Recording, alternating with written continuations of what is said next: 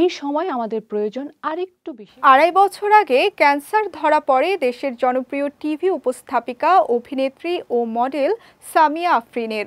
এরপর থেকে নীরবেই মরণব্যাধি এই রোগের সঙ্গে লড়াই করে যাচ্ছেন তিনি। সম্প্রতি তারকাদের পোশাক নিয়ে একটি প্রদর্শনীর আয়োজন করে উজ্জ্বলা ফাউন্ডেশন।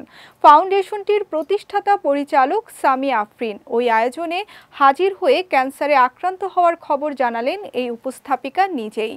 এ প্রসঙ্গে সামিয়া বলেন, ২০২২ সালের এপ্রিলে আমার ক্যান্সার ধরা পড়ে, ৪র্থ স্টেজে ছিল তখন।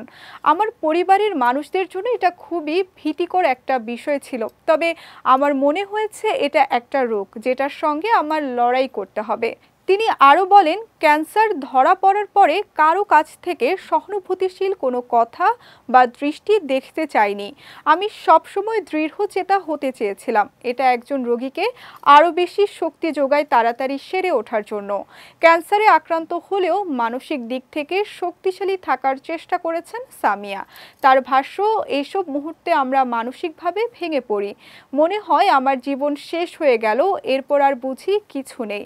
এটা নিছক ভুল কথা। যদি আমরা চেষ্টা করি, মানসিকভাবে নিজেকে প্রস্তুত করতে পারি এবং সঙ্গে সঙ্গে অনেক লাইফস্টাইলেও পরিবর্তন আনতে হয়, তাহলে এটা কাটিয়ে ওঠা সম্ভব, যদিও তার সময় সাপেক্ষ ব্যাপার।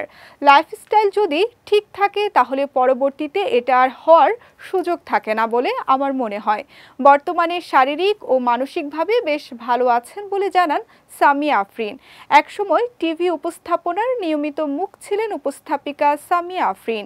টিভি উপস্থাপনার পাশাপাশি নাটকেও অভিনয় করেছেন তিনি। এমনকি বিজ্ঞাপন চিত্রও দেখা গেছে এই তারকাকে।